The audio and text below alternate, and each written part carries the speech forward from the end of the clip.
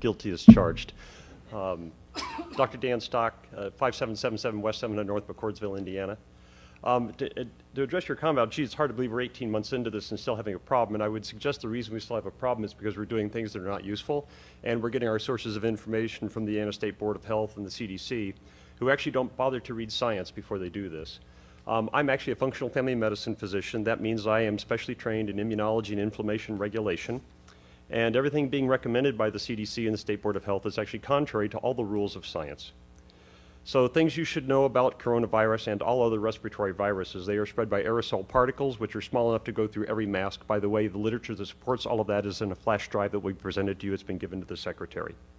As a matter of fact, it quotes at least 3 studies sponsored by the NIH to that exact fact, even though the CDC and the NIH have chosen to ignore the very science that they paid to have done.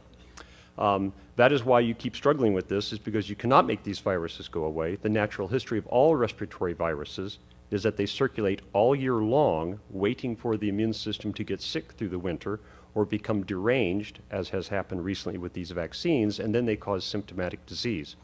Because they cannot be filtered out and they have animal reservoirs, and this is a very important point, no one can make this virus go away. The CDC has managed to convince everybody that we can handle this like we did smallpox, where we could make a virus go away. Smallpox had no animal reservoirs. The only thing it learned to infect was humans. That's why we were able to make that virus go away. That will not happen with this any more than it will with influenza, the common cold, respiratory syncytial virus, adenoviral respiratory syndromes, or anything else that has animal reservoirs. So the reason you can't do this is because you're trying to do something which has already been tried and can't be done. Equally important is that vaccination changes none of this, especially with this vaccine. And I would hope this board would start asking itself, before it considers taking the advice of the CDC, the NIH, and the State Board of Health, why we are doing things about this that we didn't do for the common cold, influenza, or respiratory syncytial virus.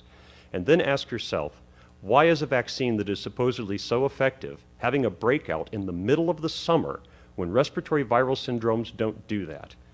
And to help you understand that, you need to know the condition that is called antibody-mediated viral enhancement. That is a condition done when vaccines work wrong, as they did in every coronavirus study done in animals on coronaviruses after the SARS outbreak, and done in respiratory syncytial virus, where a vaccine used in a vulnerable individual done the wrong way, which cannot be done right for a respiratory virus which has a very low pathogenicity rate, causes the immune system to actually fight the virus wrong and let the virus become worse than it would with native infection. And that is why you are seeing an outbreak right now. And in fact, in that flash drive you're going to have coming to you and in the emails with 6 extra will be a study showing that 75% of people who had COVID-19 positive symptom cases in Barnstable, Massachusetts outbreak were fully vaccinated. Therefore, there is no reason for treating any person vaccinated any differently than any person unvaccinated. You should also know that no vaccine, even the ones I support and would give to myself and my children, ever stops infection. In 2014, there was outbreak of mumps in the National Hockey League.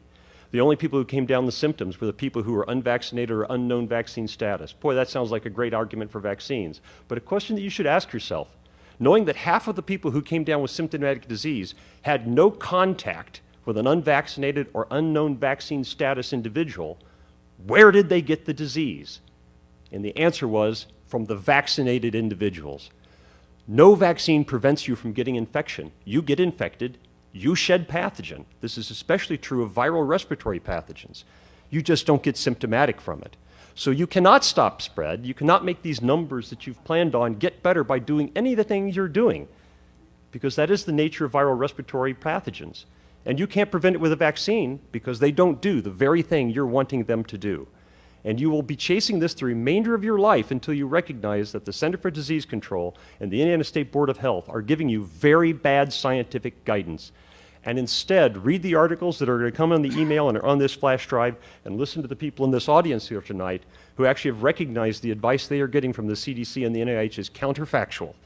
And that's why you're still fighting this with this vaccine that supposedly was going to make all of this go away, but has suddenly managed to make an outbreak of COVID-19 develop in the middle of the summer when vitamin D levels are at their highest. By the way, the other thing that would be necessary, any vaccine restriction to be considered is if there were no other treatment available. And I can tell you, having treated over 15 COVID-19 patients, that between active loading with vitamin D, ivermectin, and zinc, that there is not a single person who has come anywhere near the hospital.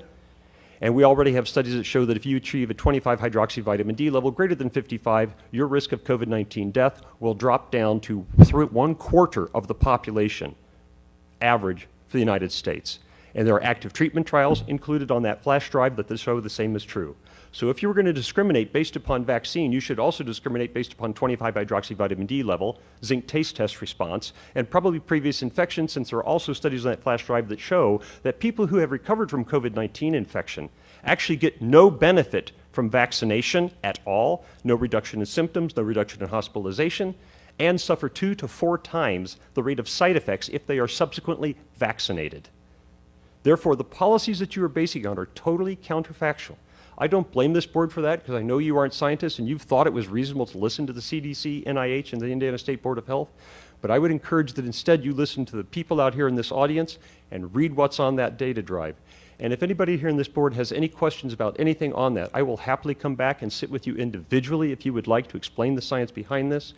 And if you're worried about being sued by somebody because you don't follow the guidance of the CDC and the NIH, I will tell you have a free pro bono expert testimony at your disposal. I will testify in defense of this board, turning down all these recommendations for free at any time in any court. Thank you.